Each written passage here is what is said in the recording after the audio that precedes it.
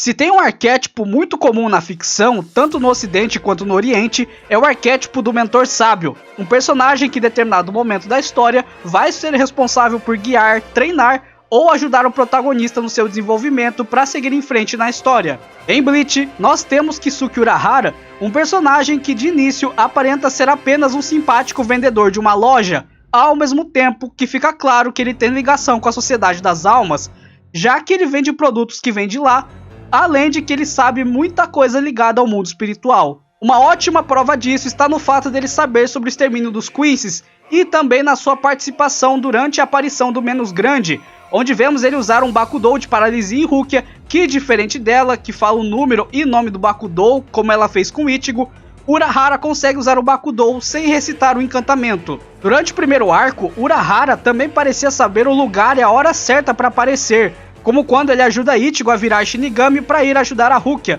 ficando ainda mais claro que a sua ligação com o mundo espiritual é muito maior do que a gente imagina. E para completar, ele reaparece para ajudar Ichigo logo após a sua luta contra Renji e Byakuya, assim que eles vão embora, retornando para a Sociedade das Almas levando Rukia. Depois disso, ele leva Ichigo até sua loja, onde ele trata dos ferimentos do protagonista e se dispõe a ajudá-lo na sua missão de resgatar a Rukia, oferecendo um treinamento para que Ichigo tivesse poderes de Shinigami novamente. E mais uma vez, muita coisa começa a ficar clara e ser respondida, ao mesmo tempo que muitas perguntas surgem em relação ao personagem. Após Ichigo se recuperar dos seus ferimentos, ele retorna à loja de Urahara para dar início ao seu treinamento, e após algumas etapas, Ichigo precisa despertar a sua Zanpakutou, já que naquele momento ele só tinha uma Saushi quebrada e que era dos poderes que ele tinha pegado da Rukia, mas agora ele tinha que despertar os próprios poderes. Urahara então saca uma espada que fica escondida na sua bengala, e então começa a perseguir Ichigo na tentativa de fazê-lo lutar,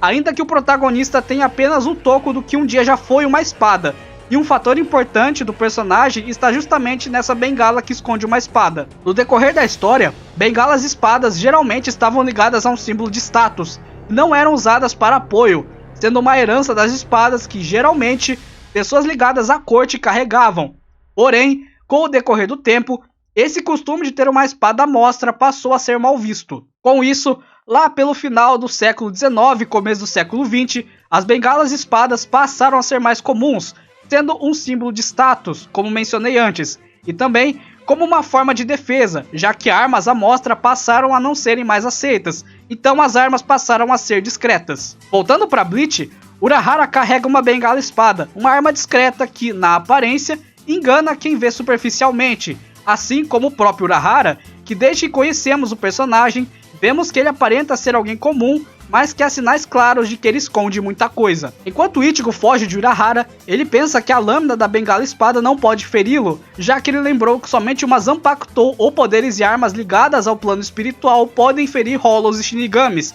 logo aquela lâmina não era capaz de feri-lo, mas para sua surpresa, Urahara consegue cortá-lo. Isso praticamente confirma a suspeita que o leitor tinha de que o personagem não só tem conhecimento e ligação com o mundo espiritual, como também de que ele é um Shinigami. E isso se confirma em seguida quando Urahara libera sua Zanpakutou, chamada de Benihime, que significa Princesa Carmesim. Em sua Shikai, Benihime possui uma lâmina reta, lembrando muito uma Shikomizui, espadas que possuem uma lâmina reta e menores, mas que podiam possibilitar uma aplicação mais apurada das técnicas do Kenjutsu do que se comparado com as katanas, além de que elas também eram espadas discretas. No Japão, no fim do período Edo, a classe dos samurais foi extinta e passou a ser proibido carregar espadas, e assim nasceu a Shikomizui, uma espada que embanhada parecia um bastão ou uma bengala, mas que dentro escondia uma lâmina, sendo a história da Shikomizui praticamente a mesma das bengalas espadas, só que uma no ocidente e outra no oriente. Assim como na Saushi, na Shikai, Benihime também remete a uma espada que esconde sua verdadeira essência e identidade, o que é um reflexo direto de Urahara, que sempre aparentou uma coisa, mas que no fundo esconde a verdade da sua identidade e do seu passado. Já a sua Bankai, Kanonbiraki Benihime Aratami, possui duas possíveis traduções, sendo a primeira modificação da dissecção da Princesa Carmesim nas portas de... esse nome aí. E a segunda seria a abertura do altar da deusa da misericórdia, Benihime reformada. E entender essas duas traduções nos faz entender melhor o personagem do Urahara. No budismo, existe essa entidade que eu não soube pronunciar o nome, sendo que esse é o nome dela na Índia. Já no Japão, seu nome é Kannon, e essa divindade é conhecida como a representação da compaixão e benevolência, sendo ela a responsável por libertar do sofrimento e ajudar a alcançar a paz interior. Esse conceito pode ser visto no fato de Urahara ajudar Ichigo e seus amigos quando precisaram, seja tratando ferimentos ou com treinamentos, mas principalmente na forma como o personagem enxerga a importância do equilíbrio entre os mundos, onde ele possui planos até mesmo para substituir o Rei-Oh, impedindo assim um colapso entre os mundos. Outro ponto a se destacar está no fato de Kannon ser retratada muitas vezes com vários braços, simbolizando o controle que ela possui de poder ajudar várias pessoas em vários lugares ao mesmo tempo, e os braços da Bankai de Urahara lembram os braços de um manequim, representando o controle total de seu poder em reestruturar coisas. Por falar no poder da Bankai, nesse estágio o formato da espada em si não muda, porém surge uma mulher gigante com vestido carmesim atrás de Urahara, que lhe dá o poder de reestruturar todas as coisas que Urahara tocar ou que esteja dentro da área de efeito da sua Bankai. Durante sua luta contra Askin, ele reestrutura seus olhos, recuperando sua visão, quase amputou o braço de Askin, que escapou ao sair da área de efeito da Bankai, reestruturou o próprio braço, aumentando sua força física, e por fim criou um caminho para que Grindel atacasse Askin de surpresa. Poderes de Urahara possuem forte influência do aspecto de controle do personagem, sendo esse uma das características mais marcantes de Urahara, tanto que ele mesmo diz para Askin que ele imagina 100 diferentes cenários para cada situação, sendo assim, ele raramente é pego desprevenido ou é surpreendido por um inimigo. Na sua Shikai, isso pode ser observado nos tipos de poderes que a Benihime possui, tendo poderes de ataque, defesa, captura e até anular os ataques do oponente, sendo uma Zanpakutou bem versátil que possibilita ter o controle da luta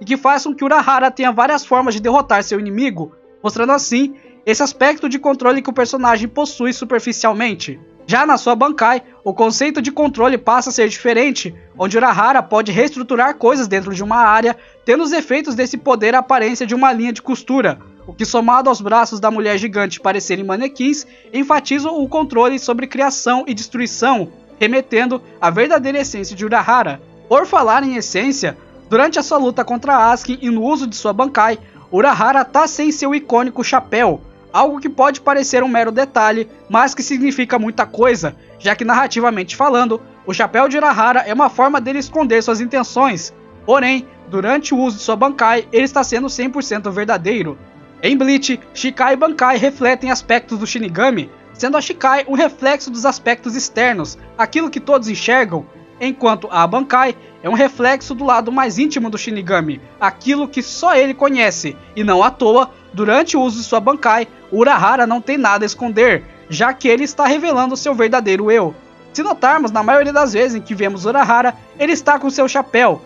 esse que forma uma sombra onde os olhos de Urahara sempre podem ser vistos, mas eles sempre estão na sombra do chapéu, o que também remete às intenções e caráter do personagem. Como muitos dizem, os olhos são a janela da alma, e é muito comum mangás utilizarem dos olhos como uma das principais formas de destacar a intenção dos personagens, sendo um artifício muito utilizado o de esconder os olhos quando a índole do personagem é ruim ou duvidosa. Sempre que Urahara está de chapéu, nós sempre vemos os seus olhos, porém, eles sempre estão na sombra, ou então nós nem vemos os olhos do personagem, indicando assim que Urahara esconde muita coisa, seja em relação à sua identidade ou à sua índole e reais intenções. Porém, em alguns momentos nós vemos ele sem chapéu, e nesses poucos momentos Urahara passa a ser 100% verdadeiro no seu agir e nas suas falas, como no diálogo que ele tem com Aizen antes de ser selado, onde ele fala sobre o Rei-Oh ser um pilar para a existência de todos os mundos, e que só aceita isso em relação ao Rei das Almas. O começo dessa cena em si já demonstra muito sobre a verdadeira índole de Urahara, com ele contando a forma com que conseguiu esconder um Kido dentro de outro Kido para poder selar o Aizen assim que ele ficasse fraco com a luta contra Ichigo, e de como ele aceita o Rei-Oh ser apenas um pilar de sustentação entre os mundos. Mais pra frente, no arco da guerra, descobrimos que Urahara sempre visou a segurança do Rei das Almas, sendo esse o real motivo dele tentar deter Aizen, além de que Urahara sempre teve planos de emergência caso precisasse substituir o Rei-Oh. Tanto que foi por isso que ele criou a Ururu e o Jinta. Outro ponto que demonstra como Urahara prioriza a existência do Rei-Oh e o equilíbrio dos mundos está no fato dele ter mandado Ichigo e seus amigos na frente para enfrentar o Habarra, sendo que ele sabia que poderia acontecer qualquer coisa com eles, seja eles vencerem ou serem derrotados. Urahara mandou o grupo de protagonistas como linha de frente para enfrentar o Yhwach e fazer com que eles e os capitães da Gotei 13 ganhassem um pouco de tempo. E não apenas naquele momento, mas desde o começo. Tudo que Urahara fez para ajudar Ichigo ou outros personagens era um plano para proteger o Heiyou e o equilíbrio entre os mundos. Ou seja, por mais que ele tenha certos laços com Ichigo e seus amigos, manter o equilíbrio entre os mundos sempre esteve acima deles. Na verdade, Urahara não se importa nem mesmo com o próprio Heiyou, tanto que ele criou o Jinta e a Ururu para o caso de ser necessário substituí-lo, além de que Urahara seria totalmente a favor de Shibei com o plano de colocar Ichigo como o novo Rei das Almas. Ou seja, a relação entre aluno e mestre entre Ichigo e Urahara é bem diferente do que aparenta, já que no fundo, Urahara nunca visou o bem de Ichigo ou ajudá-lo em seus objetivos, e sim em usá-lo como uma peça fundamental nos seus planos para manter ou restaurar o equilíbrio entre os mundos. Acho que ficou bem claro que Urahara tem como cerne de personagem o controle e o equilíbrio, onde fica claro não apenas nos seus poderes ou comportamentos, mas também no seu design de personagem, como por exemplo, na cor de sua roupa ser predominantemente verde. Dentro da psicologia das cores, verde é uma cor ligada ao equilíbrio e à harmonia, dois conceitos que estão bem nítidos no personagem do Urahara, como expliquei no decorrer do vídeo, além de que o verde também representa crescimento, desenvolvimento e renovação. A roupa de Urahara lembra bastante as roupas dos capitães da Gotei 13, porém na cor verde, o que simboliza todo o seu trajeto de renovação pelas falsas acusações que ele foi condenado, ao mesmo tempo que simboliza o desenvolvimento de todo o plano para desmascarar Aizen e acabar com os planos do vilão. Urahara também não tem nada em sua roupa ou na sua postura que levanta a suspeita de que ele tem ligação direta com a Sociedade das Almas, com ele aparentando ser apenas um tiozão que cuida de uma loja, mas suas ações e aparições serem tão precisas mostram que o personagem esconde muita coisa. Por falar em esconder, Urahara sempre tem seus olhos cobertos pela sombra de seu chapéu, indicando que não apenas a identidade desse personagem desconhecida, mas a sua índole também. Tanto que até hoje, o fandom de Bleach não acha ele um personagem 100% confiável. Fato é que Urahara foi um dos mestres de shonen mais marcantes dentro desse gênero de mangá, tanto que temos Satoru Gojo de Jujutsu Kaisen e Urokodaki de Kimetsu no Yaiba inspirados nele.